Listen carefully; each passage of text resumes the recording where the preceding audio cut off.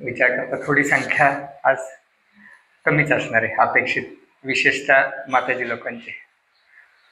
तर आज मला जी सेवा दिली आहे भागवतम क्लासची, तर तो म्हणजे चॅप्टर म्हणजे कॅन्टो 1 पहिला स्कंद, चॅप्टर 2 आणि 13वा श्लोक. तर आज आपण चर्चा करूया. ओम अज्ञानतिमिरान्धस्य ज्ञानाञ्जनशलाकया चक्षुरुन्मिलितं येन तस्मै श्रीगुरुवे नमः. श्रीचैतन्यमनोभीष्टं स्थापितं येन भूतले स्वयं रूपं कदा मह्यं ददाति स्वपदान्तिकं. वन्देऽहं श्रीगुरुं श्रीपद्मकमलं श्रीगुरुं वैष्णवांच श्रीरूप साग्रजातं सहगण रघुनाथान्वितं तं सजीवं साद्वैतं सावधूतं परिजनसहितं श्रीकृष्णचैतन्यदेवं श्रीराधा कृष्णपादान् सहगण ललिता श्रीविशाखान्वितां च.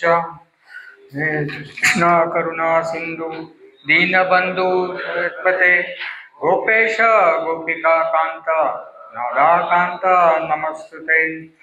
विकांचन गौरांगी राधे वृंदावनेश्वरी वृषभानुसुते देवी प्रणमामि हरिप्रिये. पंचाकल्पतरुभ्यश्च कृपा सिन्धुभ्यैव च पतितानां पावनेभ्यो वैष्णवेभ्यो नमो नमः.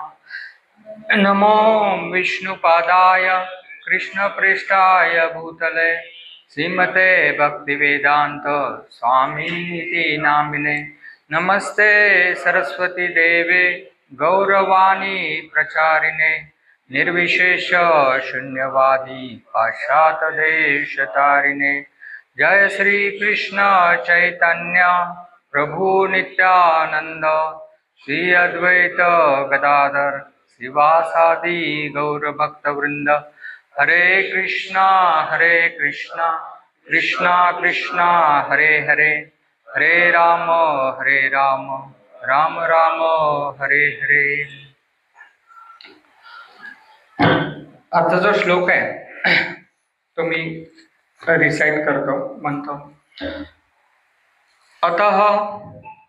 अतः पुविर्द्विज श्रेष्ठा वर्णाश्रय विभागस्य स्वनुष्ठितस्य धर्मस्य संसर्गति हरितोषणम. कोण मागे म्हणेल का? अतः पुनर्द्विजश्रेष्ठाः वर्णाश्रम विभागस्य स्वनिष्ठतस्य धर्मस्य संसर्गी हरितोषणम. परत एकदा कोण रिसेट करताय? आता पुंबी द्विजश्रेष्ठाः वर्ण आश्रम विभागस्य स्वनिष्ठतस्य धर्मस्य संसदी हरितोषणम. अर्थ घेऊया. अतः म्हणून पुंबी मनुष्यानी द्विजश्रेष्ठा हे द्विजश्रेष्ठानो वर्ण आश्रम विभागस्य वर्णाश्रमानुसार स्वनिष्ठितस्य आपली सुनिश्चित कर्तव्य यांचे धर्मस्य धर्माचे संसिद्धी सर्वश्रेष्ठ परिपूर्णता हरितोषणम भगवंतांच्या प्रसन्नतेसाठी. ट्रान्सलेशन. हे द्विजश्रेष्ठांनो, म्हणून असे निश्चित केले आहे की भगवंतांना संतुष्ट करणे हाच वर्णाश्रमाचा उद्देश आहे आणि असे केल्याने मनुष्याला जीवनातील सर्वोच्च परिपूर्णत्व प्राप्त करता येते. तात्पर्य श्रील प्रभुपाद द्वारा. जय श्रील प्रभुपाद. संपूर्ण विश्वातील मानव समाज हा 4 वर्ण आणि 4 आश्रम यात विभागलेला आहे. हे 4 वर्ण म्हणजे पहिला बुद्धिजीवी वर्ग, दुसरा सैनिक वर्ग, तिसरा उत्पादन करणारा वर्ग आणि चौथा श्रमजीवी वर्ग. हे वर्ण त्या त्या मनुष्याच्या कर्मानुसार आणि गुणयोग्यतेप्रमाणे विभागलेले आहेत. जन्मावरून नव्हे तसेच जीवनाचे चार आश्रम आहेत. ब्रह्मचर्य आश्रम, गृहस्थ आश्रम, वानप्रस्थ आश्रम आणि भक्तिमय जीवन किंवा संन्यास आश्रम. मानव समाजाच्या सर्वोत्तम हितार्थ जीवनाची अशी विभागणी असली पाहिजे, अन्यथा कोणतीच सामाजिक संस्था निरोगी स्थितीत वाढू शकत नाही. वर सांगितलेल्या प्रत्येक विभागाची जीवन पद्धतीचे उद्दिष्ट भगवंतांना प्रसन्न करणे हेच असले पाहिजे. मानव समाजाच्या रचनेचे हे संस्था प्रधान कार्य वर्णाश्रम धर्म या नावाने ओळखले जाते, कारण सुसंस्कृत जीवनाकरता ही पद्धती अधिक स्वाभाविक आहे. मनुष्याला परम सत्याचा अनुभव करून देण्याकरिताच वर्णाश्रम पद्धतीची रचना करण्यात आली आहे. एका विभागाचे दुसऱ्या विभागावर कृत्रिम वर्चस्व व्हावे याकरता ही समाज रचना नाही. परम सत्याचा अनुभव घेणे हे जीवनाचे उद्दिष्ट आहे. हे उद्दिष्ट इंद्रिय तृप्तीत अतिशय आसक्ती असेल तर साध्य होत नाही. यापूर्वी सांगितल्याप्रमाणे वर्णाश्रम संस्थेचे अंतिम उद्दिष्ट भगवंतांना संतुष्ट करणे हे नसेल तर स्वार्थी लोक दुर्बळ घटकावर अधिपत्य गाजवण्यासाठी तिचा उपयोग करतात. कलहयुक्त कलियुगात हे कृत्रिम वर्चस्व सतत चालू आहे. परंतु सूज्ञ लोकांना चांगले माहीत आहे की वर्ण आणि आश्रम याचे जे विभाग केलेले आहेत ते सामाजिक व्यवहार सुव्यवस्थित चालावेत, उच्च विचारसरणीचा विकास व्हावा आणि आध्यात्मिक अनुभूती व्हावी याचसाठी आहेत. वर्णाश्रम संस्थेचे अन्य कोणतेही प्रयोजन नाही. पूर्ण पुरुषोत्तम भगवंतांना संतुष्ट करण्यातच वर्णाश्रम धर्माची सर्वोच्च सिद्धी आहे. हे भगवंतांचे विधान आहे. अर्थातच भगवंतांना संतुष्ट करणे हा जीवनाचा सर्वोच्च हेतू आहे. श्रीमद भगवद्गीताही याचे समर्थन करते. चातुर्वर्ण्य मया सृष्ट गुणकर्म विभागश्य 4.30.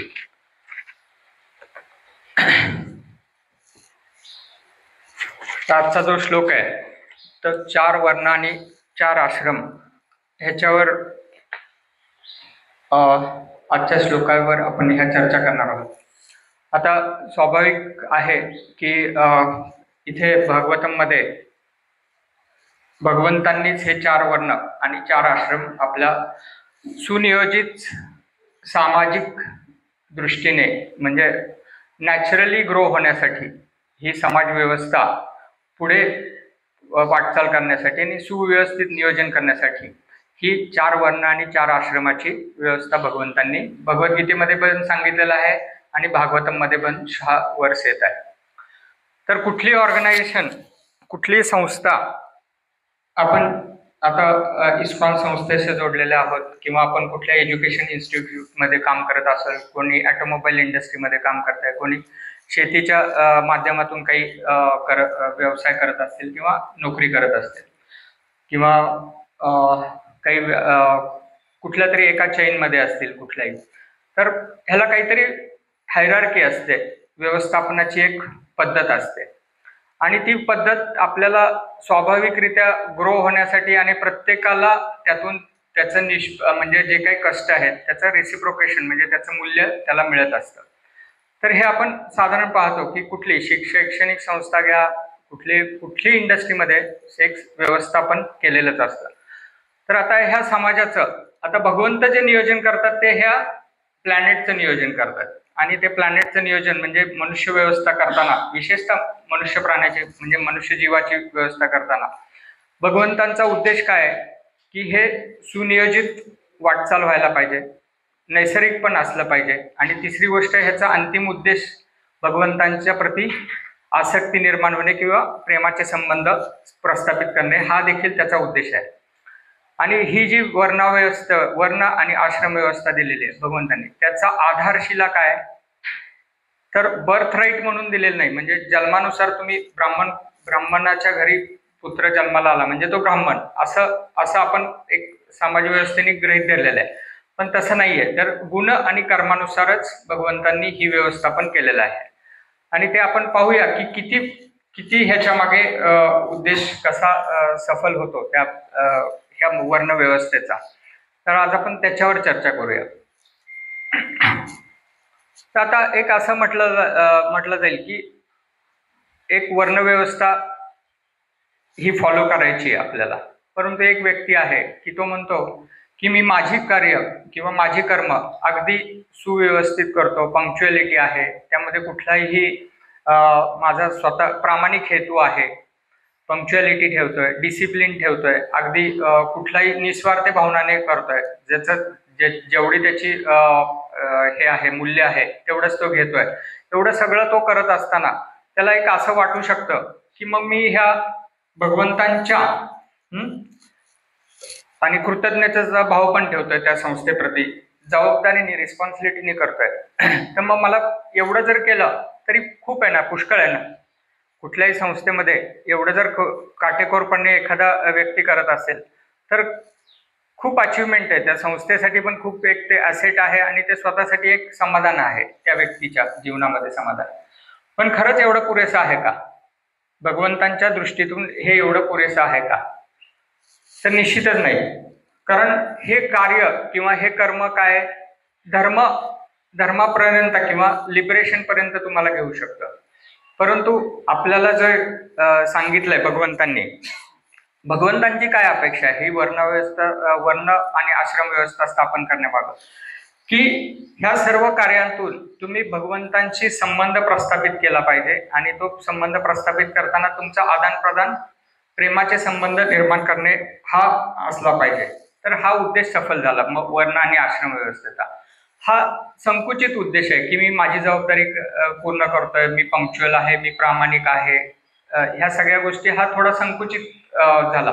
तो गरजेचाच आहे, परंतु त्याच्या पुढचं पाऊल जर आपण म्हटलं तर भगवंतांशी संबंध प्रस्थापित करणे ही वर्णाश्रमाची खरी आधारशिला म्हणू शकतो आपण. आणि आपण जर पाहिलं की भक्ती मार्ग आणि दुसरे जे इतर मार्ग आहेत, भक्ती मार्गाचा तर आपल्याला चर्चा करायचीच आहे, पण इतर मार्गाचा देखील थोडीशी चर्चा करूया ह्या ठिकाणी. की इतर मार्गामध्ये म्हणजे हे जे 4 संप्रदाय सोडून तर शंकराचार्यांचा संप्रदाय, शैवाईट म्हणूया, तर त्यामध्ये काय आहे की त्यांनी एकच ठेवलेलं आहे की तुम्हाला जर भगवंतांच्या किंवा आध्यात्मिक जीवनामध्ये प्रगती करायची असेल तर एकच गोष्ट त्यांनी ठाम केलेली आहे की ते म्हणजे तुम्ही पूर्ण संन्यास आश्रम पत्करला पाहिजे. बाकी तुम्ही जर वर्णाश्रममध्ये इतर आश्रममध्ये असाल किंवा इतर जबाबदारी किंवा इतर तुमच्याकडे उपाधी असतील तर ते त्यांना मान्य नाही, स्वीकार्य नाही. हे शैवाईट किंवा शंकराचार्यांचे जे फॉलोअर्स आहेत तर त्यांच्यामध्ये हे प्रस्थापित आहे की तुम्ही संन्यास स्वीकारला पाहिजे आणि सर्व मटेरियल उपाधी जे आहेत, भौतिक उपाधी आहेत, ते तुम्ही सोडल्या पाहिजेत. कुठलेही पोस्ट पोझिशन नसली पाहिजे, तरच तुम्ही त्या मार्गामध्ये पुढे प्रगती करू शकता. परंतु आज आपण इथे भक्ती मार्गामध्ये जे आहेत, ह्या संस्थेशी जोडलेले आहेत आणि ज्यांना भक्ती मार्गाचं विशेष ज्ञान आहे, तर त्यांना पाहू शकतो आपण की भगवंतांनी असा कुठलाही वर्णाश्रममध्ये कुठलीही कंडिशन ठेवलेली नाही की तुम्ही ह्या आश्रममध्ये असाल तरच तुमची आध्यात्मिक प्रगती शक्य आहे. तुम्ही जर समजा वैश्य कुळात म्हणजे वैश्य प्रकारचं तुम्ही काम करताय, म्हणजे फार्मिंग करताय किंवा ट्रेडिंग करताय, व्यापार करताय, तर त्या व्यक्तीला होप्स आहेत का नाही? तर भक्ती मार्गात निश्चितच सांगितलंय. भगवंत म्हणतात की त्यांना पण होप्स आहेत. गृहस्थ जीवनामध्ये होप्स आहेत का नाही? तर भगवंत म्हणतात निश्चितच आहेत.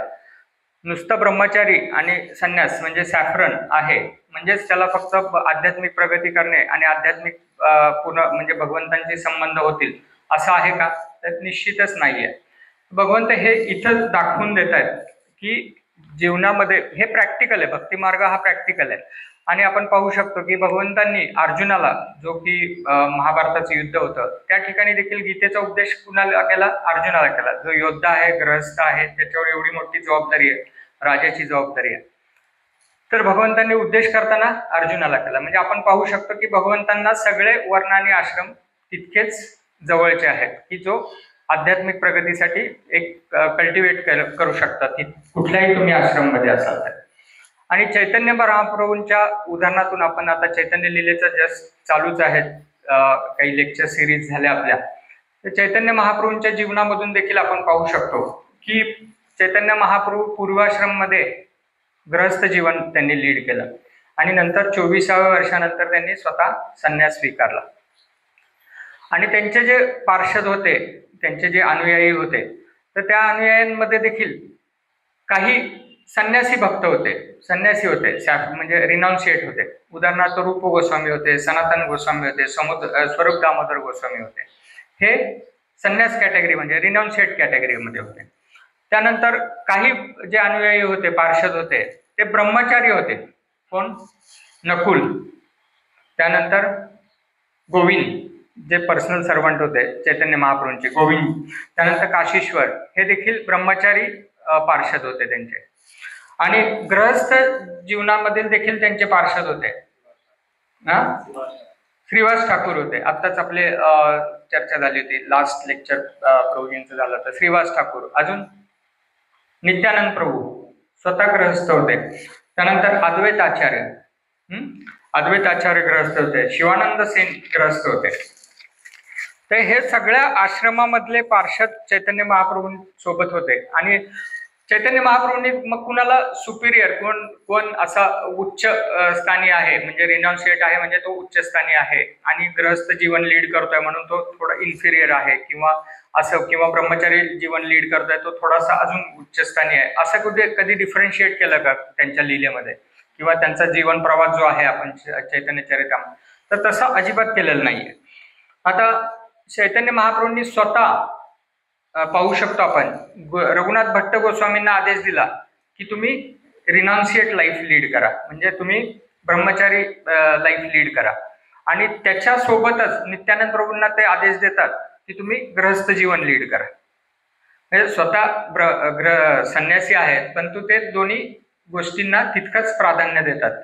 म्हणजे भगवंत स्वतः दाखवून देतात की ह्या 4 वर्णांमध्ये तुम्ही स्थित असाल आणि तुम्ही योग्य मार्गदर्शन केलं आणि तुम्ही भगवंतांशी सगळे संबंध प्रस्थापित करण्याचा प्रामाणिक प्रयत्न केला, तर कुठलाही आश्रम खालीवर नाहीये.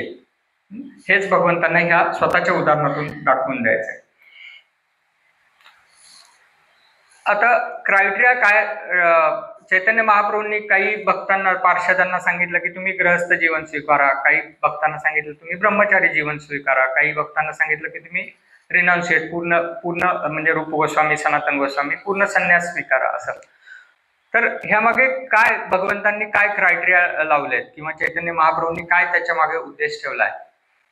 तर भगवंत नेहमीच 2 उद्देश पाहतात. एक, जसं आपण समाजव्यवस्था भगवंतांना ही व्यवस्थित चालवायची असेल तर हे वर्णाश्रम दिलेत, आणि त्याच्या मागे क्रायटेरिया काय दिलाय? गुण आणि कर्म हा क्रायटेरिया ठेवलाय. तसंच भगवंतांना, चैतन्य महाप्रभूंना कलियुगातील परिस्थिती माहिती होती, जीवात्म्यांचा काय लिमिटेशन्स आहेत, काय मर्यादा आहेत हे माहिती होतं. तर त्यांच्या उद्धार होण्यासाठी, सर्वसामान्य जीवांचा उद्धार होण्यासाठी, सोसायटीला अपलिफ्ट करण्यासाठी एक तो उद्देश त्यांनी एक ठेवला. आणि प्रत्येक व्यक्तीचं व्यक्तिमत्व एक असतं, किंवा एक थोडं इन्क्लिनेशन म्हणूया, किंवा थोडीशी स्वतःची एक धारणा असते. तर ती त्या व्यक्तिमत्वाला, किंवा ते पोषक काय राहील, त्याला कुठला आश्रम पोषक राहील त्याच्या व्यक्तिमत्वाला, तर तो आश्रम चैतन्य महाप्रभूंनी त्याला स्वीकारायला सांगितलं. आता आपण पाहूया की गृहस्थ आश्रमवर थोडी सखोल चर्चा करूया, कारण आपण इथे सगळे गृहस्थ आहोत. तर गृहस्थ आश्रम मध्ये थोडी सखोल चर्चा करण्याचा उद्देश आहे की मॅक्झिमम सोसायटी ही आपल्या इस्कॉनमध्ये असो किंवा बाहेर आपण गृहस्थ जीवनच पाहतो. फार आता तसं बघायला गेलं तर दुर्मिळ होत चाललंय ब्रह्मचारी आणि संन्यास आश्रम. म्हणजे आता इस्कॉनमध्ये देखील ब्रह्मचारी खूप कमी आहेत. पूर्वी थोडासा चांगला काळ होता, म्हणू शकतो सुवर्ण युग होता, परंतु आता तशी परिस्थिती इस्कॉनमध्ये नाहीये. काही वर्ष ट्रेनिंग घेतात, मग परत गृहस्थ जीवनात स्वीकारतात. इट्स ओके, म्हणजे तो नॅचरल आहे. म्हणजे तो ट्रेनिंग पार्ट म्हणूया, किंवा स्टुडंट लाईफ म्हणूया, ब्रह्मचारी लाईफ. आणि ते त्यांचं स्टुडंट किंवा ट्रेनिंग पार्ट संपला तर ते स्वतः परत रिअसेस करतात, स्वतःला मार्गदर्शन घेतात त्यांच्या वरिष्ठांचं, गुरु महाराजांच्याकडे जातात आणि ते त्याप्रमाणे स्वीकारतात, त्यांचं पुढचं आयुष्य स्वीकारतात. तर हे पाहूया की समाज व्यवस्थेमध्ये गृहस्थ जीवनाचं किती महत्व आहे, अनन्यसाधारण महत्व आहे. आणि ही खरी पाहायला गेले तर परिपूर्ण समाज व्यवस्था जर व्हायची असेल तर त्यामध्ये गृहस्थ पण पाहिजेत, ब्रह्मचारी हे सगळे पाहिजेत. तर गृहस्थ जीवनाचा रोल काय ह्या समाज व्यवस्थेमध्ये आपण पाहिलं तर, आणि तो ग्रहस्थ एक अपेक्षित ग्रहस्थ कसा असला पाहिजे, भगवंतांना किंवा गुरु महाराजांना अपेक्षित त्यांचे ग्रहस्थ अनुयायी कसे असले पाहिजेत, ह्यावर आपण चर्चा करूया. तर पहिलं कर्तव्य ग्रहस्थाचं काय असलं पाहिजे? Can you guess? म्हणजे कोण सांगू शकतं? ग्रहस्थाचं पहिलं कर्तव्य काय असलं पाहिजे? हा, एक म्हणू शकतो, बरोबर. परंतु सगळ्यात जास्त त्याचं कर्तव्य महत्वाचं आहे की ते चॅरिटी नेचर असलं पाहिजे त्याचं. म्हणजे त्यांनी दान धर्म करण्याचं ठेवलं पाहिजे. त्यांनी एक काय म्हणूया त्याला, स्वतःकडे एक दान धर्म करण्याची एक वृत्ती ठेवली पाहिजे. तर ग्रहस्थ जीवनामध्ये दान धर्माला खूप महत्व आहे, चॅरिटी. त्यानंतर स्वतः चैतन्य महाप्रभूंनी देखील पाहिलं, आपण ग्रहस्थ जीवन जेव्हा लीड करत होते त्यावेळी ते अनेक भक्तांना त्यांच्या घरी प्रसादाला बोलवायचे. त्यानंतर बाहेर जाऊन त्यावेळीची पद्धत होती की कुणाला भोजन हवं असेल तर तुम्ही येऊ शकता, आणि सगळ्यांना प्रसाद दिल्यानंतरच ते स्वतः भोजन घ्यायचे. आणि दुसरी गोष्ट असली, कल्टिवेट केलं पाहिजे हा मूड की कंपॅशनेट, म्हणजे आपण दयाभाव ठेवला पाहिजे सर्वांप्रती. ग्रहस्थांनी दयाभाव ठेवला पाहिजे, सर्व जीवांप्रती ग्रहस्थांनी दयाभाव ठेवला पाहिजे. आणि हे सर्व चॅरिटी नेचर कधी डेव्हलप होईल तर तुमच्याकडे थोडीशी त्यामध्ये वैराग्य भावना असेल तरच तुम्ही चॅरिटी करू शकता. जर तुम्ही अगदीच सेल्फ सेंटर्ड, सेल्फिश राहिला तर तुम्ही चॅरिटी करणं शक्य नाहीये. म्हणजे थोडंसं ग्रहस्थ जीवन लीड करताना तुम्हाला डिटॅचमेंट म्हणजे वैराग्याची भावना देखील कल्टिवेट केली पाहिजे, आणि ती वैराग्याची भावनाच तुम्हाला दानधर्म करायला प्रवृत्त करू शकते. हे लिंक आहे एकमेकाशी. तर काही गोष्टी आपल्याला ध्यानपूर्वक लक्षात ठेवायच्यात की आपल्याला चॅरिटी करणं हे ग्रहस्थांचं नेचर राहिलं पाहिजे, आणि त्याच्या मागे भूमिका ही डिटॅचमेंट म्हणजे त्याच्या मागे वैराग्य असलं पाहिजे. आता बरेच ठिकाणी आपण पाहतो की आपलं सेल्फ सेंटर्ड लाईफ किंवा सेल्फिश लाईफ की स्वयंकेंद्रित जर जीवन तुम्ही जगत असाल तर तुम्ही कशी आउटरीच ऍक्टिव्हिटी किंवा दुसऱ्यांना मदत करण्याची प्रवृत्ती कशी ठेवणार? तर थोडंसं आपल्याला त्या झोनमधून दुसऱ्या झोनमध्ये शिफ्ट होता आलं पाहिजे. मग सेल्फ सेंटर्ड नाही जीवन जगायचं तर कुठेतरी सेंटर्ड ठेवलाच पाहिजे. जीवनाचा सेंटर्ड हा कुठेतरी असलाच पाहिजे. तर इथे इस्कॉनमध्ये आपल्याला ती फॅसिलिटी दिली की ट्रेनिंग दिलंय की आपल्याला self centred to God centre, Krishna consciousness आपल्या संस्थेचं नावच आहे. भगवंतांचा सेंटर ठेवून आपण आयुष्य आपल्याला नियोजित केलं पाहिजे. हा आपल्याला एक उद्देश आहे, आपल्याला दिलेला गोल आहे. त्यानंतर एक सर्वच आश्रममध्ये जी महत्वाची गोष्ट आहे ती म्हणजे तुमच्याकडे सेवाभाव तुम्ही एनकल्टेट केला पाहिजे. तो सेवाभाव तुम्ही दाखवला पाहिजे आणि थोडंसं नर्चर केला पाहिजे. प्रत्येकामध्ये सेवाभाव आहे, नेचर आहे, कारण सोलचं ते नेचर आहे सेवा. तर तो थोडासा आपल्याला नर्चर करायचा आहे, त्यामध्ये थोडंसं आपल्याला खतपाणी घालायचं आहे सेवाभाव. तर तो सर्व्हिस ॲटिट्यूड हा एक महत्वाचा ग्रहस्थ जीवनाचा एक भाग आहे. तर ह्या सगळ्या जर आपण पाहिल्या गोष्टी ग्रहस्थाच्या ठिकाणी जर असतील तर, आणि तो प्लस आता हे झालं त्याचं काय म्हणूया कर्तव्य, प्लस त्याचे स्वतःचं पर्सनल लाईफ म्हणजे स्वतःचं जे जीवन आहे ते कसं राहायला पाहिजे की जिथे संस्थेमध्ये आपण ज्या आहोत त्या संस्थेने आपल्याला काय गोष्टी दिलेल्या आहेत की रोजची साधना दिलेली आहे. एक प्रिस्क्राईब नंबर ऑफ राऊंड्स, प्रत्येकाला हरे कृष्ण महामंत्र एवढे माळा करायच्या रोज. तो एक महत्वाचा गोष्ट आहे.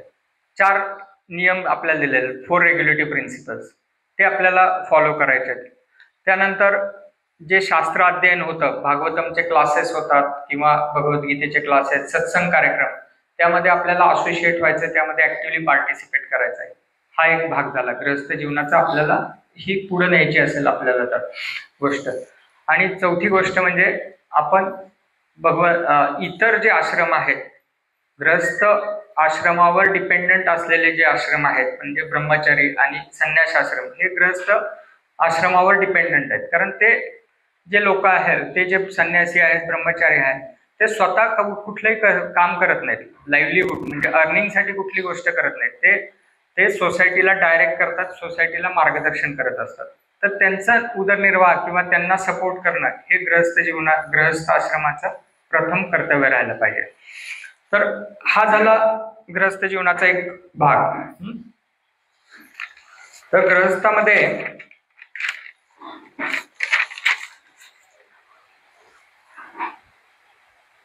हे असे जर गृहस्थ आपल्याला आपल्या सोसायटीमध्ये म्हणजे आपल्या इस्कॉन सोसायटीमध्ये म्हणूया सुरुवातीला जर आपण पाहू शकलो किंवा आपण ते इनकल्टेट मूड केला आणि हे प्रिन्सिपल्स आपण चॅरिटी त्यानंतर self centred to God centred केला आपल्याला, त्यानंतर सर्व्हिस ॲटिट्यूड डेव्हलप केला, स्वतःच्या साधना फोकस केली, फोर रेग्युलेटिव्ह प्रिन्सिपल फॉलो केले, भगवद्गीतेचे क्लासेस सत्संगमध्ये पार्टिसिपेट केला, ह्या जर सगळ्या गोष्टी केल्या तर तो एक आपल्यासाठी एक ॲसेट म्हणू शकतो, आपल्या सोसायटीसाठी ॲसेट निर्माण होऊ शकतो. आणि हेच गृहस्थ आपल्याला आपली सोसायटी किंवा आपला जो कल्ट आहे तो पुढे नेण्यामध्ये खूप सारी मदत होऊ शकते. आता कोण विद्यार्थी दशेत असेल किंवा जे अजून बॅचलर अवस्थेत असेल तर त्याला डिसाईड करायचं आहे की मी कुठलं आश्रम पुढे लीड करू शकतो, कुठला आश्रम मी स्वीकारू शकतो. ज्यांचा आता गृहस्थ आश्रम मध्ये आहेत त्यांच्यासाठी देखील तो क्रायटेरिया पुढे जाऊन आहे. 50 नंतरचा जो क्रायटेरिया वानप्रस्थ हा क्रायटेरिया 50 नंतर घेतला जातो. तर आपल्याला ते जर लीड करायचं असेल तर 2 क्रायटेरिया महाप्रभूंनी देखील सांगितलेत आणि आपल्या स्क्रिप्चर्स मध्ये दिलेले आहेत की तुम्ही तुम्ही जे सफरिंग सोल्स आहेत, बाहेरच्या जगात जे जीवात्मे आहेत किंवा मनुष्य आहेत त्यांच्याबद्दल किती तुमच्या मनामध्ये किंवा हृदयामध्ये किती तुमच्या काय म्हणूया सफरिंग त्यांचा किती तुम्ही अनुभवू शकता, तुमचं किती तो दयाभाव आहे, हा एक क्रायटेरिया आहे. तर जेवढा तुमचा तो दयाभाव असेल तरच तुम्ही जास्त डेडिकेट करू शकता स्वतःला. आणि दुसरं स्वतःचं नेचर तुम्हाला ते नेचरचा एक भाग आहे. आणि दुसरं म्हणजे तुम्हाला किती ऍडव्हान्स स्पिरिच्युअल लाईफमध्ये व्हायचंय, आध्यात्मिक जीवनामध्ये किती प्रगत व्हायचंय, ह्या 2 गोष्टी क्रायटेरिया लावू शकता की तुम्हाला परत पुढचा आश्रम कुठला स्वीकारायचा. जर गृहस्थ आश्रम लीड करत असाल तर भविष्यात तुम्ही वानप्रस्थाचा विचार करत असाल तर ह्या 2 क्रायटेरिया आहेत की तुम्ही खरंच आउटरीच मध्ये म्हणजे बाहेरच्या जगामध्ये भौतिक जीवन जे लीड करतायत त्यांचं सफरिंग तुम्हाला पाहवत नाहीये, त्यांच्यासाठी काहीतरी करण्याची तळमळ तुमच्या मनामध्ये असेल, हृदयामध्ये असेल तर तो एक क्रायटेरिया राहू शकतो. आणि जे बॅचलर अजून ज्यांनी गृहस्थ आश्रम स्वीकारला नाही तर त्यांच्या हृदयात जर तो भाव असेल आणि स्वतःची खूप आध्यात्मिक प्रगती करण्याची एक तळमळ असेल तर त्यांनी विचार करू शकता की डायरेक्टली ब्रह्मचारी आश्रम स्वीकारायचा किंवा गृहस्थांनी वानप्रस्थामध्ये पुढे स्वीकारायचा विचार करू शकता. हेच पाहू शकता आपण श्रील प्रभुपादांच्या उदाहरणामधून की श्रील प्रभुपादांनी वानप्रस्थ आणि नंतर संन्यास स्वीकारला. 2च गोष्टी होत्या. 2 गोष्टी म्हणजे सर्वात महत्वाची गोष्ट होती की त्यांच्या स्पिरिच्युअल मास्टर त्यांचे जे आध्यात्मिक गुरु आहेत त्यांचा एक आदेश होता आणि त्यांची स्वतःची एक तळमळ होती या भौतिक जीवांप्रती. आता चैतन्य महाप्रभूंच्या लीलेमध्ये जेव्हा चातुर्मास मध्ये रथयात्रेच्या वेळी अनेक भागातून चैतन्य महाप्रभूंचे भक्त यायचे चैतन्य महाप्रभूंना भेटायला, विशेषतः रथयात्रेमध्ये सामील व्हायचे. चातुर्मास ते जगन्नाथपुरीला ते बाय डिफॉल्ट सेवानंद सेन घेऊन यायचे, काही यात्रा घेऊन यायचे, नवद्वीपचे भक्त यायचे, त्यानंतर फुलीग्रामचे भक्त यायचे, एक चक्रचे भक्त यायचे, श्रीखंडी त्या भागातले पण भक्त यायचे. तर हे सगळ्यांना चैतन्य महाप्रभूंबरोबर 4 महिने पूर्ण संघ करायला मिळायचा. आणि तो 4 महिन्याचा संघामध्ये जेव्हा जातानाची वेळ असायची त्यावेळी चैतन्य महाप्रभू प्रत्येक भक्ताला विशेष आलिंगन द्यायचे, विशेष भक्तांना इन्स्ट्रक्शन द्यायचे की पुढे त्यांनी 1 वर्ष किंवा पुढच्या भेटीपर्यंत काय त्यांना अपेक्षित आहे. तर सर्व भक्तांनाच अगदी काही स्पेशल किंवा स्पेसिफिक इन्स्ट्रक्शन कुठलं हे द्यायचे नाहीत चैतन्य महाप्रभू. चैतन्य महाप्रभू बेसिक इन्स्ट्रक्शन सगळ्यांना द्यायचे की तुम्ही घरी जाऊन असं गृहस्थ लाईफ असं लीड करा, त्यानंतर साधना अशी करा, हे गोष्टी करायचे, संकीर्तन, विशेष प्रसाद, ह्या सगळ्या गोष्टी सांगायचे. परंतु ह्याच उदाहरणातून आपण पाहूया की चैतन्य चरितामृत मध्ये 3 भक्त आहेत जे श्रीखंड जे गाव आहे त्या तिथून यायचे प्रत्येक वर्षी आणि त्यांना चैतन्य महाप्रभूंनी तिघा भक्तांना वेगवेगळे इन्स्ट्रक्शन दिले. आणि ते 3 भक्त कोण आहेत? मुकुंद, दुसरे आहेत ते नरहरी सरकार, आणि तिसरे आहेत ते रघुनंदन. तर आता मुकुंद जे आहेत, तर मुकुंदांना चैतन्य महाप्रभू तर स्वतः संन्यासी आहेत त्यावेळी जगन्नाथपुरीमध्ये. तर मुकुंदांना काय सांगतात चैतन्य महाप्रभू? तुम्ही गृहस्थ जीवन लीड करा. यू अर्न मटेरियली, म्हणजे तुम्ही भौतिक परिस्थितीत चांगले सुस्थित व्हा, आणि त्याच्याबरोबरच तुम्ही आध्यात्मिक जीवनामध्ये देखील प्रगती करा. म्हणजे काय सांगितलं त्यांना? की गृहस्थ जीवन तुम्ही आयडियली अशा रीतीने लीड करा की तुम्ही स्वतः देखील त्या आश्रमामध्ये एकदम फंडामेंटली स्ट्रॉंग व्हा, आणि त्याचा फायदा इतर समाज व्यवस्थेला होईल, आणि तुमचे देखील त्यातून आध्यात्मिक जीवनात प्रगती होईल. हेच त्यांनी तिथे सांगितलं. आता भौतिक जीवनात सुस्थितीत राहा, म्हणजे चांगलं अर्न करा, थोडक्यात म्हणजे लाईव्हलीहूड चांगलं ठेवा. तर त्याचा फायदा काय होणार आहे की तुम्ही तुमच्यावर डिपेंडंट जी फॅमिली मेंबर्स आहेत त्यांची देखील आध्यात्मिक प्रगतीला तुम्ही मदत करू शकता. आणि चॅरिटी जो काही आपण म्हणू शकतो, दान धर्म करणे, हे देखील होऊ शकतं तुमच्याकडून. आणि जी काही मुवमेंटच्या प्रचारासाठी जो काही हे असतो, गरज असते, तर ती मुवमेंटच्या प्रचारासाठीची गरज देखील तुमच्याकडून ती हे होऊ शकते. म्हणून त्या गृहस्थ जीवनाचे काही त्यांनी इन्स्ट्रक्शन मुकुंदांना दिले. तर स्वतःची साधना देखील त्यामध्ये त्यांनी स्ट्रिक्ट ठेवण्याची विनंती केली त्यांना, की स्वतः म्हणजे तुम्हाला हा एक्सक्यूज नाही की मला ग्रस्त आहे म्हणून मी हा एक्सक्यूज, काही माळांचा एक्सक्यूज घेऊ शकतो का, भागवतमच्या क्लासेसमध्ये एक्सक्यूज घेऊ शकतो का, काही सेवांमध्ये एक्सक्यूज घेऊ शकतो का. तर चैतन्य महाप्रभूंनी सांगितलं की त्यामध्ये तुम्हाला एक्सक्यूज नसणारच आहे, कारण तुमच्या साधना पण तेवढेच कठोर पाहिजे किंवा एकदम स्ट्रिक्ट पाहिजे, डिसिप्लिन पाहिजे, आणि त्याच्याबरोबर तुम्हाला ही पण जबाबदारी, सामाजिक म्हणूया, सामाजिक जबाबदारी ही पण तुम्हाला स्वीकारली पाहिजे. तर असं मुकुंदांना इन्स्ट्रक्शन दिलं. आता दुसरे होते भक्त, ते म्हणजे रघुनंदन. रघुनंदन म्हणजे आपण त्यांना समजू शकतो की आपण त्यांच्याशी कम्पेअर करताना ब्रह्मचारी जीवन तुम्ही लीड करा, असं चैतन्य महाप्रभूंनी त्यांना इन्स्ट्रक्शन दिले. पण त्यांना इन्स्ट्रक्शन देताना सांगितलं की तुम्ही डीटी वर्शिप खूप छानरित्या पुढे नेऊ शकता. पुजारी सेवा, you serve the deities in the temple, असं चैतन्य महाप्रभू रघुनंदनांना सांगतात. आता तो एक समाज व्यवस्थेचा खूप महत्वाचा अंग आहे की मंदिरमध्ये मूर्ती, अर्चविग्रहांची पूजा, हे आपल्या इस्कॉन सोसायटीसाठीच नाही तर बाहेरच्या समाज व्यवस्थेसाठी पण खूप महत्वाचा अंग आहे.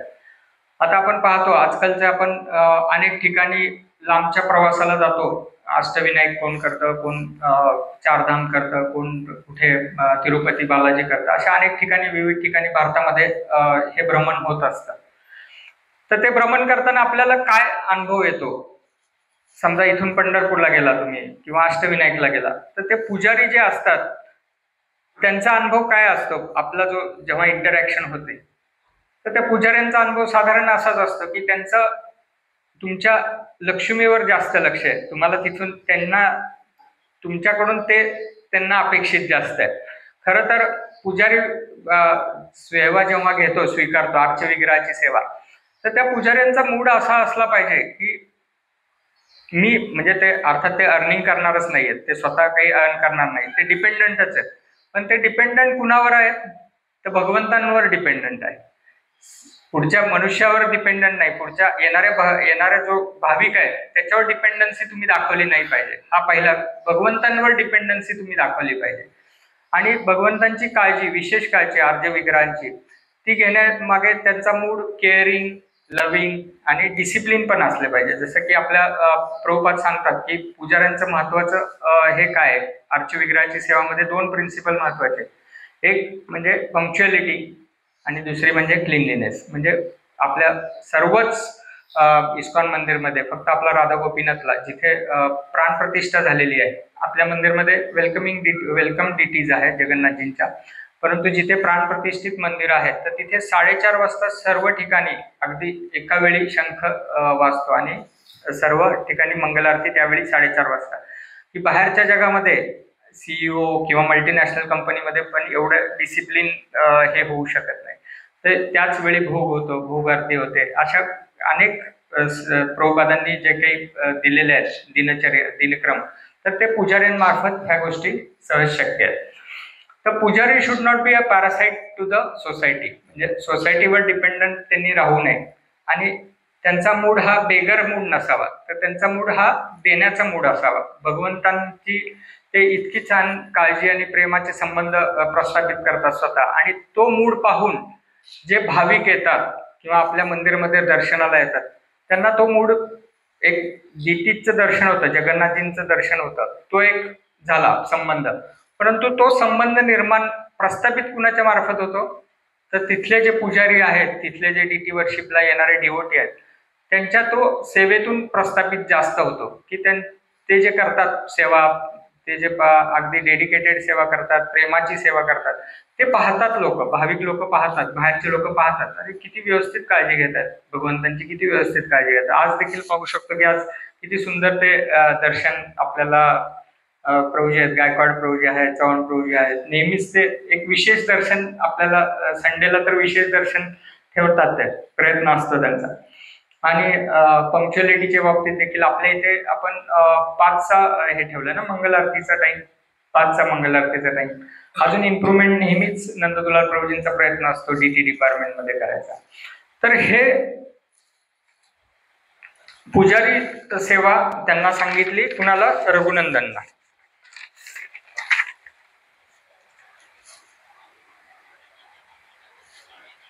आता भाविकांना खरं तर अट्रॅक्शन कुणाचं असतं, डीटीचं अट्रॅक्शन असतं. जसं अयोध्येला जायचं म्हणजे रामाचं दर्शन घ्यायचं, तिथे असं कुठलं म्हणतो का कोण, मला त्या अयोध्येला जायचं आणि त्या पुजाऱ्याला पण भेटायचं, दर्शन घ्यायचं, असं नाहीये. आपण अयोध्येला जातो रामाचं दर्शन घ्यायचंय, त्यानंतर बालाजीला जातो तिथे तिरुपती बालाजीला, तिथे बालाजींचं दर्शन घ्यायचंय.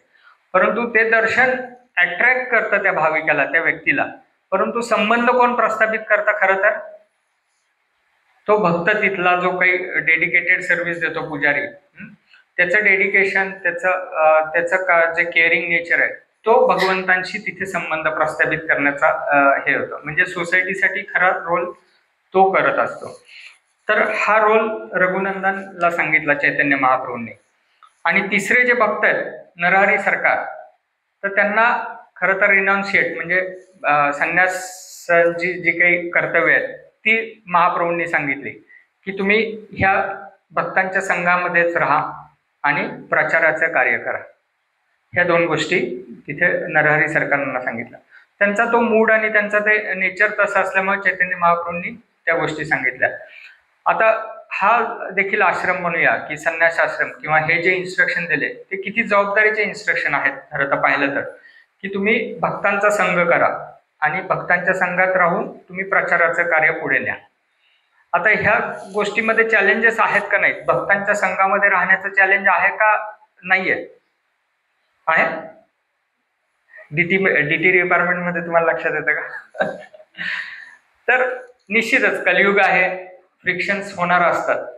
काही आपले विचार वेगळे वेगळे असू शकतात, परंतु विचार वेगळे असले तरी आपले प्रिन्सिपल एकच असतात, फाउंडेशन प्रिन्सिपल आपले एकच असतात. त्यामुळे जरी आपण त्या विचाराचे मतभेद असले तरी आपण ते एकमेकाशी मिळतं घेऊन तो प्रवास पुढे नेतो. आणि हे चॅलेंजेस तुम्हाला बाहेरच्या जगात पण पाहायला मिळतात. म्हणजे पती पत्नीमध्ये देखील फ्रिक्शन्स पाहायला मिळतात, भावाभावामध्ये पाहायला मिळतात, भावा बहिणीमध्ये पाहायला मिळतात. तर भक्तांच्या समूहामध्ये देखील हे फ्रिक्शन्स आपण अनुभवू शकतो. परंतु ते फ्रिक्शन्स आपल्याला पुढे नेण्यासाठी आपण त्याचा प्रयत्न केला पाहिजे, ना की आपण त्यातून बॅकस्टेप व्हायला पाहिजे. तर ह्या आपली मॅच्युरिटी आहे त्या ठिकाणी. तर हा भक्तांचा संघ देखील तितकाच आपल्याला मॅच्युरिटीकडे किंवा पुढे नेण्याकरता महत्वाचा आहे. भक्तांच्या संघामधून खूप काही आपण नुसता आध्यात्मिक जीवनाचा एक भागच, म्हणजे तो फक्त नॉलेजच मिळत नाही, तर how to lead, how to present, आणि ही आपली मुवमेंट बाहेरच्या समाजाला कसं प्रेझेंट करायची ही पण आपल्याला मॅच्युरिटी येते. आपली स्वतःची देखील जीवनशैली आणि व्यक्तिमत्व खूप सारं बदलत राहत असतं. आणि त्यामध्ये मुख्य दुसरा भाग असा आहे की प्रचार. आता प्रचार ही खूप महत्वाची आणि मोठी जबाबदारी आहे, असा निश्चितच आहे ना.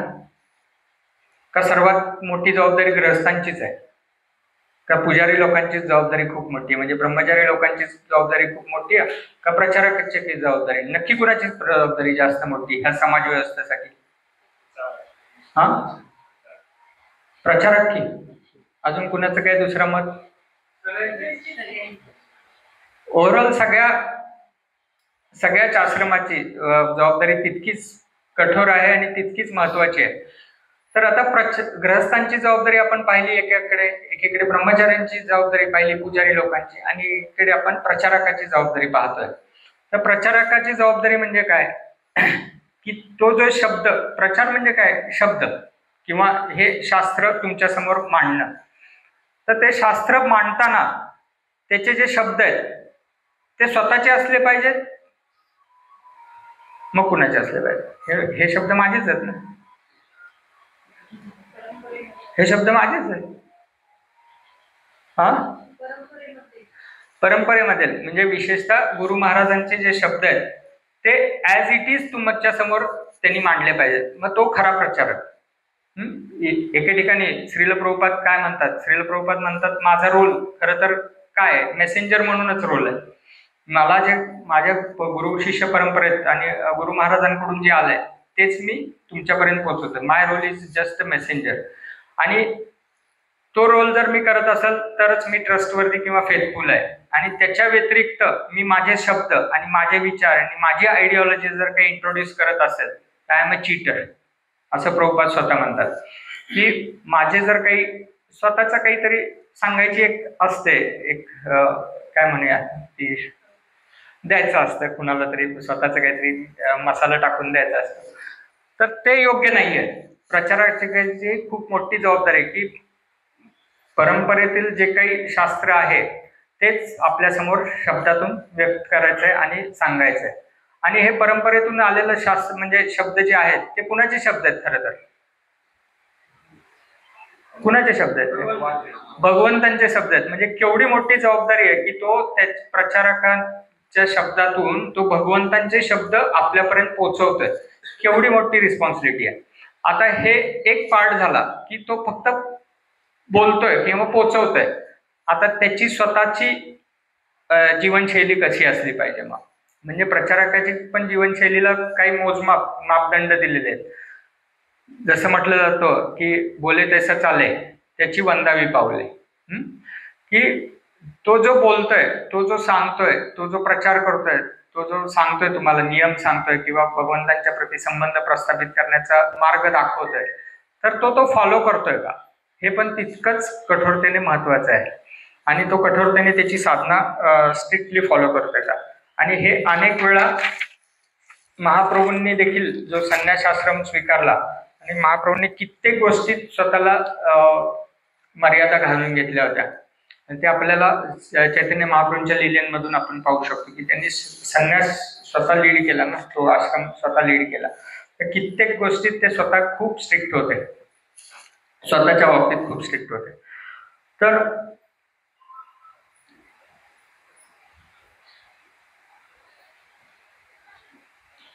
आता दुसरी गोष्ट अशी होती की प्रीचरला, जसं एखादा प्रचारक आहे तर प्रचारकाला निश्चितच एक मान सन्मान मिळतो, कारण तो आश्रम उच्च आश्रम आहे, संन्यास आश्रम. आता तो त्या आश्रमाला सगळेच जण रिस्पेक्ट करतात, गृहस्थ असो, वैश्य असो किंवा हे असो. तर मग त्याची एक स्वतःची भावना निर्माण होते की मला सगळेजण रिस्पेक्ट करतात किंवा मला सगळेजण ग्लोरिफाय करतात. आपण सॅफ्रन कोणी एंट्री केली की आपण त्यांना दंडवत प्रणाम करतो, आपण त्यांना प्रसादाचं निमंत्रण देतो, विशेष आपण आदरातिथ्य करतो. तर त्यामध्ये त्याला प्राऊड फील होण्याची एक शक्यता राहते. म्हणजे त्याला स्वतःला एक काय म्हणूया, प्राऊड, तो स्वतःला एक गर्व निर्माण होण्याची शक्यता असते. परंतु इथे चैतन्य महाप्रभू किंवा आपली गुरु शिष्य परंपरा सांगते की कशाचा गर्व निर्माण होणार आहे? की तुझे शब्दच नाही आहेत, ते भगवंतांचे आणि गुरु शिष्य परंपरेचे शब्द आहेत, तर कशाचा गर्व तू करणार आहेस? तर ऍक्च्युली ते तिथं फाउंडेशन प्रिन्सिपल आहे की तो गर्व निर्माण होण्याची शक्यता आहे, पण तुम्ही रिमाइंडर सेट केले पाहिजे, हे माझे शब्द नाहीत, हे गुरु शिष्य परंपरेचे माझ्या गुरुजींचे शब्द आहेत आणि ते मी फक्त ॲज इट इज माझं मेसेंजरचा रोल आहे. म्हणून प्रभुपादांचं हे वाक्य महत्वाचं आहे की I am just a messenger. आणि मी जर त्याच्या व्यतिरिक्त वेगळं काही सांगत असतो तर मी चीटर म्हणून समजला पाहिजे मला. तर एवढं सगळ्या हे ते 3 जे उदाहरणं पाहिले, मुकुंद, रघुनंदन आणि नरहरी, तर ह्या तिघांचे आश्रम वेगळे, त्यांचे कार्य वेगळे सांगितले चैतन्य महाप्रभूंनी. आणि चैतन्य महाप्रभूंनी ह्या तिघांना बेसिक इन्स्ट्रक्शन दिले आणि एक स्पेशल इन्स्ट्रक्शन पण दिले, हे पाहू शकतो. काही स्पेशल इन्स्ट्रक्शन रूप गोस्वामींना, सनातन गोस्वामींना पुढे कार्य नेण्यासाठी दिलेले होते, ते वेगळे झाले. पण हे जे 3 भक्त आहेत, तर ह्या 3 भक्तांना गृहस्थ जीवनातील, ब्रह्मचारी जीवनातील आणि रिनाउन्शिएट जीवनातील इन्स्ट्रक्शन स्वतः चैतन्य महाप्रभूंनी दिले. तर ह्याचा अर्थच असा आहे की प्रत्येक आश्रम स्वतः चैतन्य महाप्रभू ह्या उदाहरणातूनच प्रस्तुत करतात, ह्या लीलेतूनच प्रस्तुत करतात की प्रत्येक आश्रम ह्या समाज व्यवस्थेसाठी तितकाच अगदी महत्वाचा आहे. आणि आपण पाहू शकतो की चैतन्य ह्या समाज व्यवस्थेमध्ये 4 वर्ण आणि 4 आश्रम आहेत. आणि जर पाहिलं तर पहिला जो वर्ण आहे संन्यास किंवा तो आपण कंपेअर करतो आपल्या मस्तिष्कशी, आपल्या डोक्याशी, मस्तिष्क किंवा इंटेलिजन्स, ब्रेन. तर ते काय करतात, ते डायरेक्ट द सोसायटी मार्गदर्शन करतात. आपल्या समाज व्यवस्थेला मार्गदर्शन करण्याचं काम संन्यास व्यवस्था किंवा प्रचारक करतात. त्यानंतर ब्रह्मचारी जे आहेत, तर त्यांचं स्थान आपण म्हणू शकतो की त्यांना रिप्रेझेंट हात करतात, हे आपले बाहू करतात. आणि जे गृहस्थ आहेत ते रिप्रेझेंटेड बाय बेली, म्हणजे आपलं जठराग्नी किंवा जठर रिप्रेझेंट करतं, की जे सगळ्या ह्याला नर्चर करतं. गृहस्थात सपोर्ट करत असतं ब्रह्मचारी आश्रम आणि संन्यास आश्रमाला. आणि वैश्य जे आहेत ते आपल्या पायाशी, शूद्र जे आहेत ते आपल्या पायाला रिप्रेझेंट करतात, की जे कष्टाचं काम करतात, तर त्यांना ते रिप्रेझेंट करतात. तर आता आपण असं पाहू शकतो का की एकच गोष्ट खूप चांगली करणारे, म्हणजे एखाद्याचं खूप ह्या सगळ्या बॉडीमध्ये आपण फक्त हातच आपले एकदम स्ट्रॉंग आहेत आणि पाय आपले वीक आहेत, तर तसं योग्य आहे का?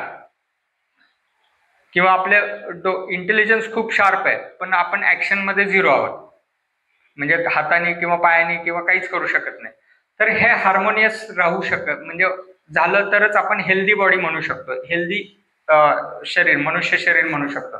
जर सगळे अवयव एकमेकाशी सहकार्य करत असतील आणि एकमेकांना सहकार्य करून एकमेकांना कोऑपरेट करतायत, तरच हे हेल्दी आपण शरीर समजू शकतो. आणि तीच आपण समाज व्यवस्थेशी जर आपण कन्सिडर केलं तर ह्या 4 वर्ण आणि आश्रम जर एकमेकाशी संबंध चांगले असतील आणि एकमेकाशी कोऑपरेट केलं तरच हे समाज व्यवस्था खूप चांगल्या पद्धतीने पुढे मार्गदर्शक, म्हणजे पुढे जाऊ शकते. आणि त्याला मार्गदर्शन करणारे कोण आहेत, तर संन्यासी प्रचारक आहेत. त्यांना मदत करणारे कोण आहेत, तर ब्रह्मचारी आहेत, त्याचा सेकंड फोर्स. त्यांना म्हणजे त्यांना पुढे जाण्यासाठी काय म्हणूया, पाठीचा कणा म्हणूया, तर ते कोण आहेत, गृहस्थ.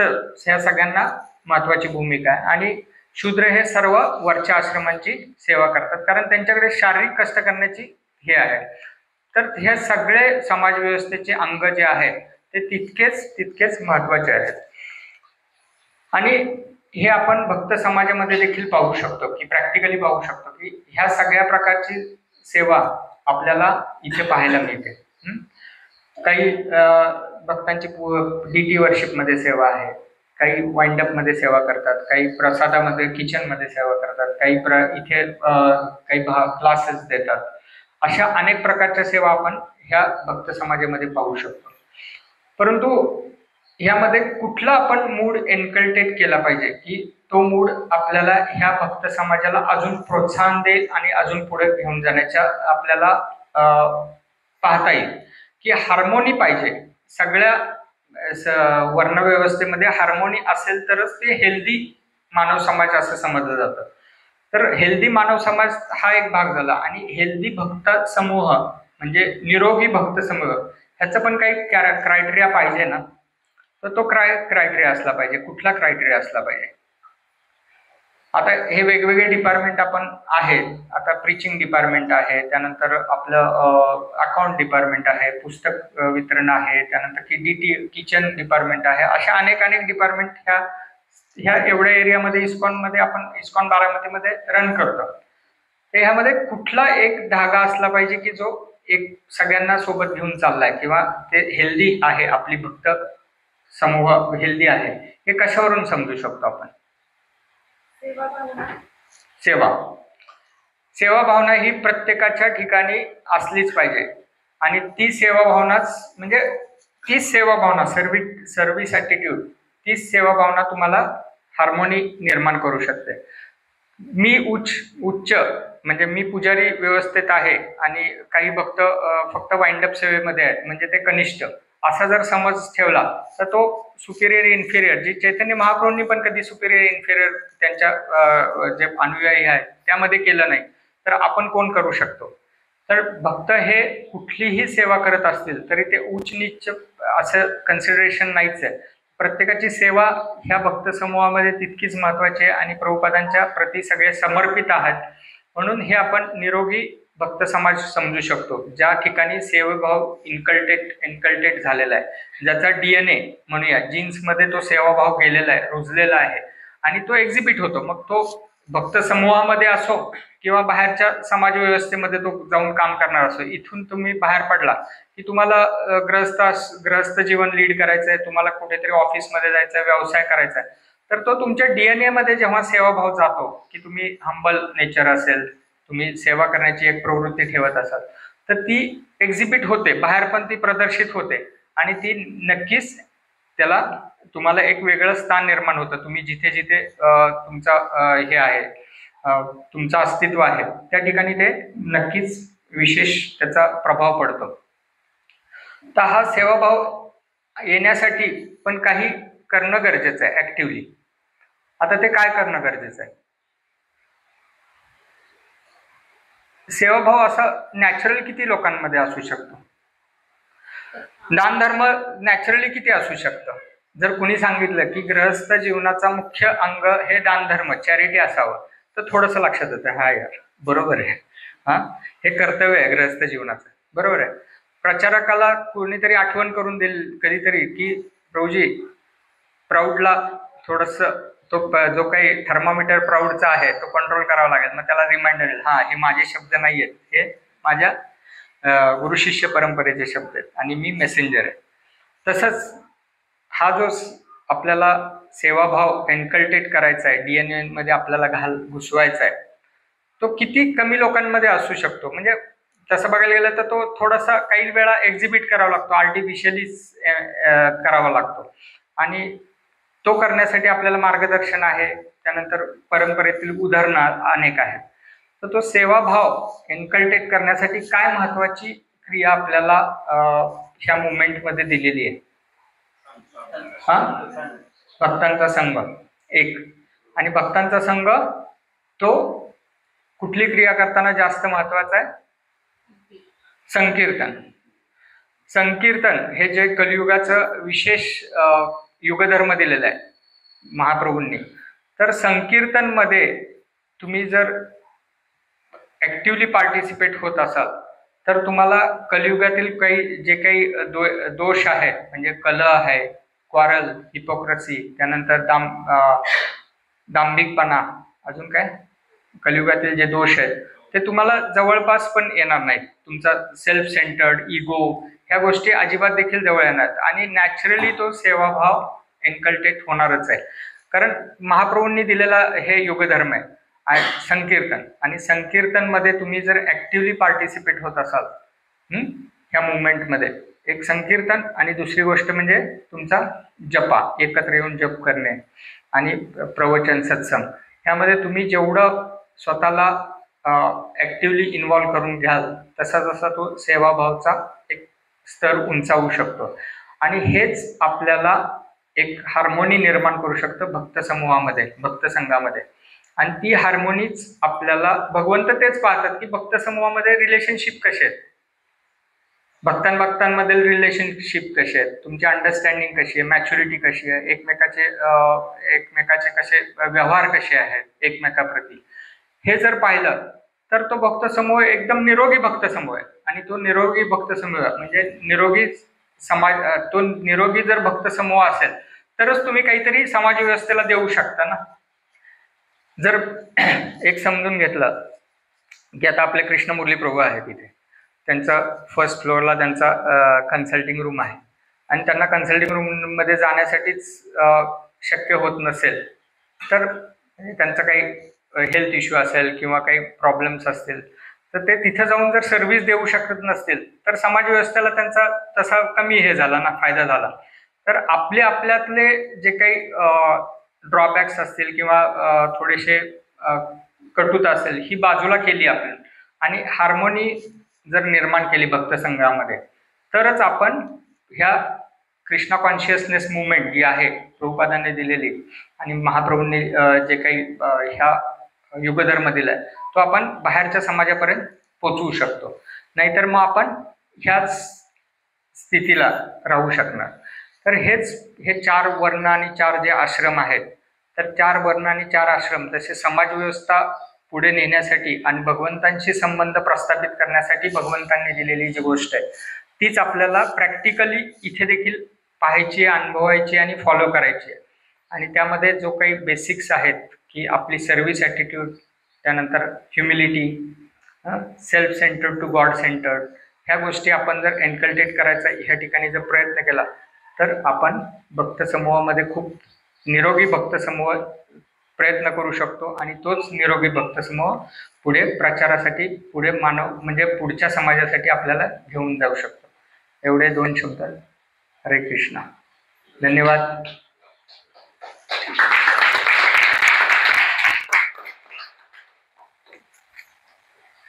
कुणाला काही शेअर करायचं आहे?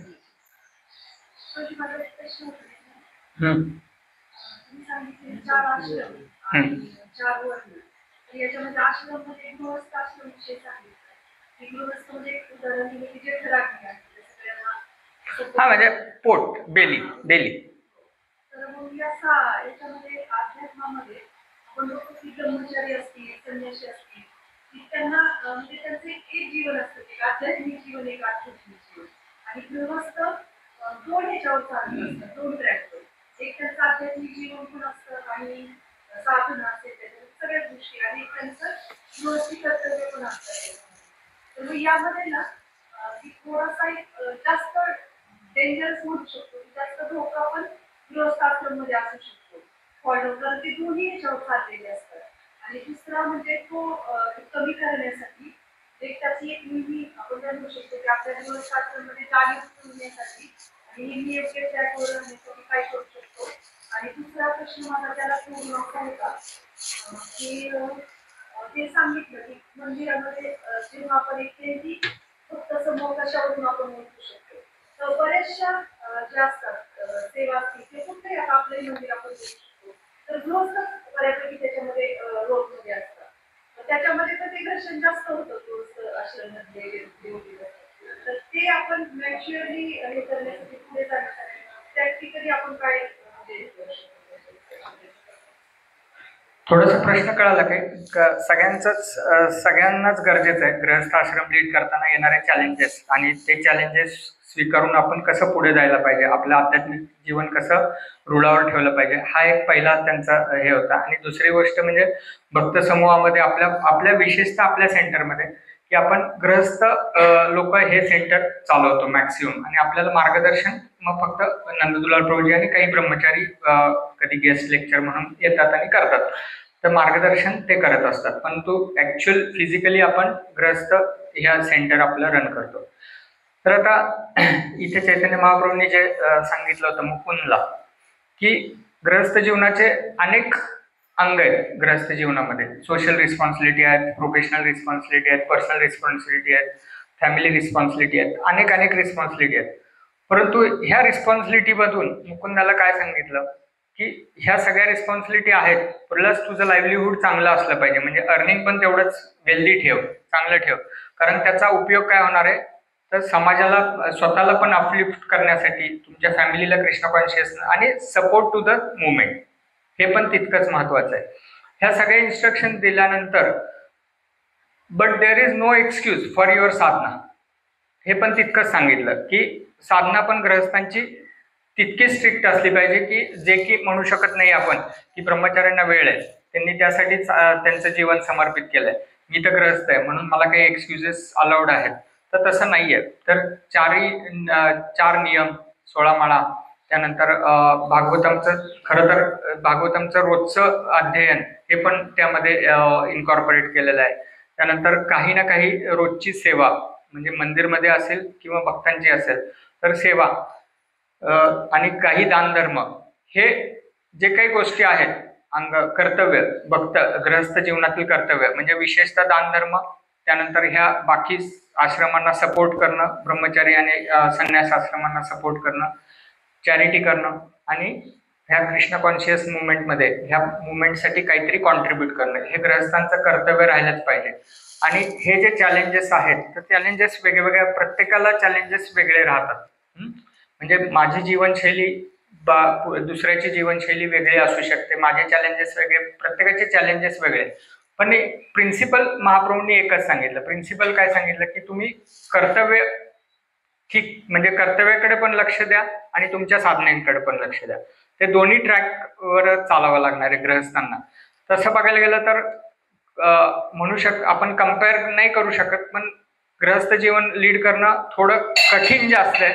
म्हणून सर्वात कठीण गृहस्थ आश्रम आहे, म्हणूनच काही एक्सक्युजेस म्हणजे काही फॅसिलिटी गृहस्थ जीवनाला दिलेल्या आहेत, गृहस्थांना दिलेल्या आहेत. जसं की तुम्ही एकत्र पती पत्नी राहत नाही, मुलं संगोपन, ह्या काही गोष्टी म्हणजे थोड्या तो एक एक्सक्यूज आपण फॅसिलिटी म्हणूया ती दिलेली आहे विशेष गृहस्थांना.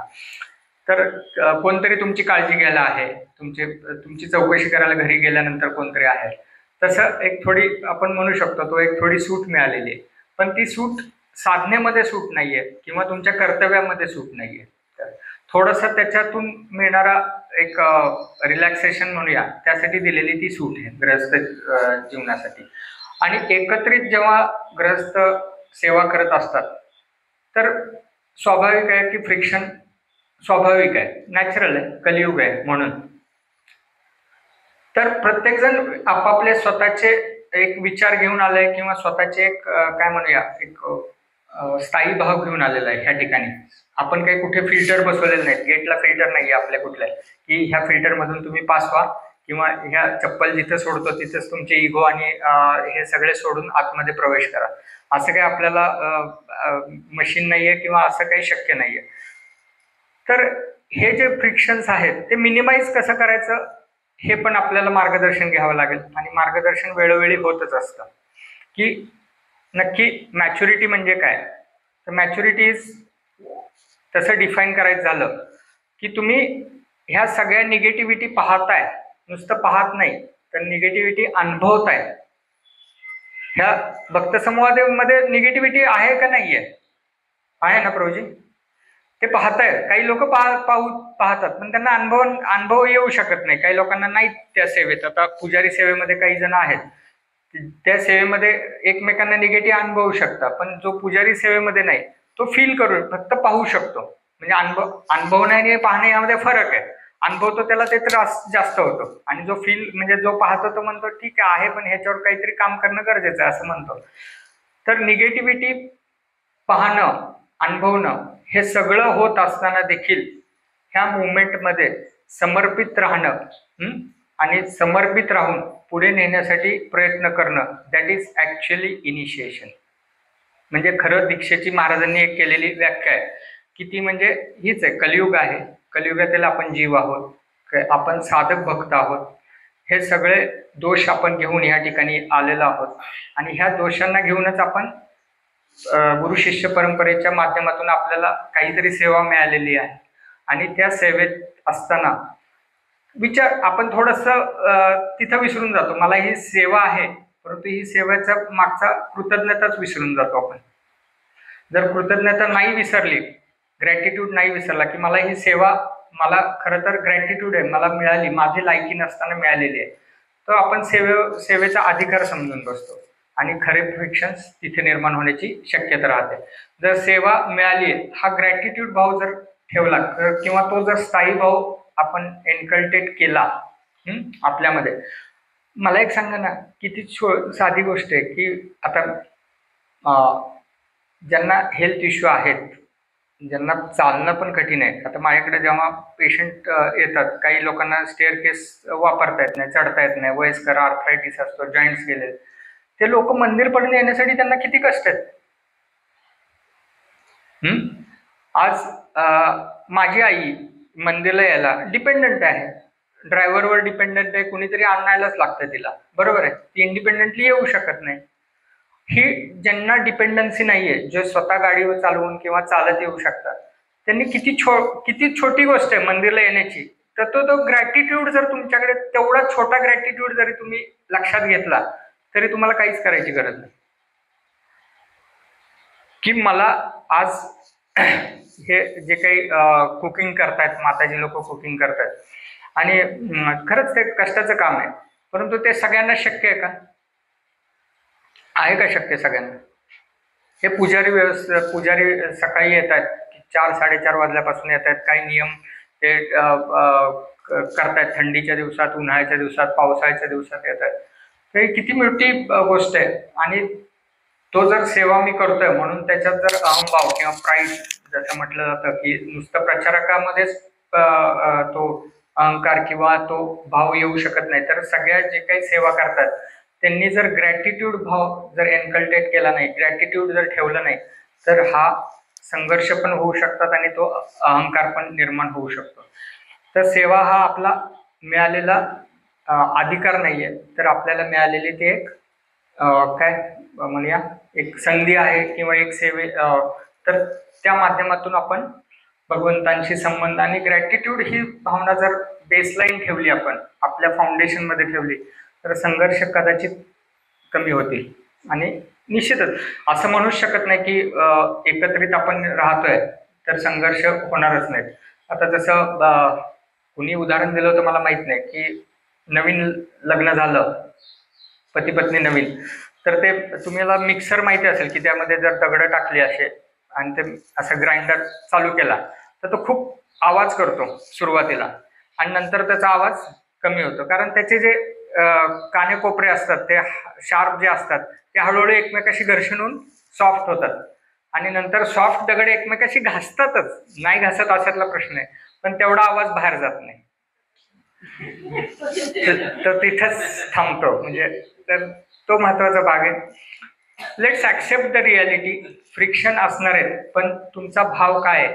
ग्रॅटिट्यूड जर तुम्ही ठेवलं आणि ह्युमिलिटी ठेवली, सर्व्हिस ॲटिट्यूड ठेवलं, जो महाराजांनी दिलेलं जे आहे, त्यांना अपेक्षित मोठं मंदिर आहे किंवा असं नाहीये महाराजांना अपेक्षित. महाराजांना अपेक्षित काय की भक्त मधले एकमेकाचे संबंध कसे आहेत, एकमेकांना ते दुसऱ्यांना अपलिफ्ट करण्यासाठी किती प्रयत्न करतायत, दुसऱ्यांना मदत करण्यासाठी, भक्तांमध्ये मदत करण्यासाठी किती प्रयत्न करतायत, बॉन्डिंग किती आहे, रिलेशनशिप किती आहे, त्यानंतर खरंच एकमेकाशी ते ओपन अप होत आहेत का. तर इथे ह्या कॅम्पसमध्येच हरिबोल आणि बाहेर गेलं की मग ते डिफरंट, असं हे महाराजांना अपेक्षित नाही आहे. तर this is the only principle foundation. मला माहित नाही तुमच्या योग्य आहे का नाही, पण एवढं मी शेअर करू शकतो. तर मी पाहतो, खरंच पाहतो, म्हणजे ग्रॅटिट्यूड इतकं महत्वाचं आहे की इथं तुम्ही येऊ शकता मंदिरमध्ये, हे देखील किती मोठी गोष्ट आहे. आज कित्येक भक्त मांडी घालून बसतायत, मला नाही मांडी घालून बसतायत जास्त वेळ. आता मी माझे पेशंट काही पाहतो की ज्यांना खरंच विजन कमी असते, ते वाचू शकत नाहीत, पाहू शकत नाहीत. कितीतरी गोष्टी आहेत, कितीतरी लोकांना डायजेस्टिव्ह प्रॉब्लेम आहेत की ते रेग्युलर हे चपाती भाकरी खाऊ शकत नाहीत. अगदी त्यांना कित्येक गोष्टी आहेत की छोट्या छोट्या गोष्टी आहेत की तुम्ही ग्रॅटिट्यूड कशामध्ये ग्रॅटिट्यूड व्यक्त करणार आहे. अनलिमिटेड नंबर्स आहेत की त्यामध्ये तुम्ही ग्रॅटिट्यूड राहिलं पाहिजे, ग्रेटफुल राहिलं पाहिजे. तुम्हाला मिळालेलं सेवा हा अधिकार नाहीये, तर मिळालेला कृपा आहे, आणि कृपा कशी आपण सांभाळायची तो आपला हे. जो आता म्हणजे कोरोनाचा केसेस ठेवला होता, त्याविषयी सांगायची. काय? किती कोरोनाच्या काळातला स्टेटस ठेवला होता तुम्ही आता काही दिवसापूर्वी काय तुमच्या होतं? मोबाईलला हा व्हॉट्सअपमध्ये, की कोरोनाच्या काळात किती लोक एक्सपायर झाली. हा हा हा आणि आता आपण त्यात भगवंताचा आभार मानलं पाहिजे की आपण आता सध्या हा साधारण 65 लाख लोक ह्या जगातून निघून गेले करोनाच्या काळात, आणि तुम्ही आम्ही आहोत अजून. की आपण हा? तिथं राहिलोय. अहो तुम्ही पाहू शकता की बरसाण्यामध्ये आम्ही जेव्हा जातो ते स्टेअरकेस आहेत, 200-300 पायऱ्या आहेत, 200-300 पायऱ्या चढायच्यात, परिक्रमा करायची. आज गोवर्धन परिक्रमा आहे, कित्येक लोक आपले भक्त करतात. काही लोकांना नाही शक्य, डोली पण टाकणं शक्य नाही. आता चारधामला आपले कृष्णमुरली प्रभू घेऊन गेले. सर्वांना शक्य झालं का चारधामला जाणं? नाही झालं. काही हेल्थ इश्यूज आहेत, एजचे इश्यूज आहेत. तर जे आहे ते एक ग्रॅटिट्यूड भाव, आनंदी भाव ठेवा आणि स्वीकारा. तर आपल्या भक्त व्यवस्थेत म्हणजे एक्झॅक्ट काय डिग्री फॅरनहाइट काय म्हणतात प्रभूजी, किती असतो? 98 किती असतो आपला? 90. हा, आपलं जे टेम्परेचर आहे ते नॉर्मल राहील. कम्फर्ट तो काय म्हणतो, बॉडी टेम्परेचर. थँक्यू.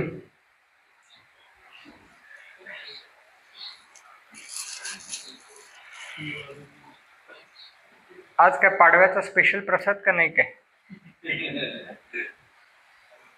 म्हणजे माहित आहे आज एवढे आले विशेष आहे.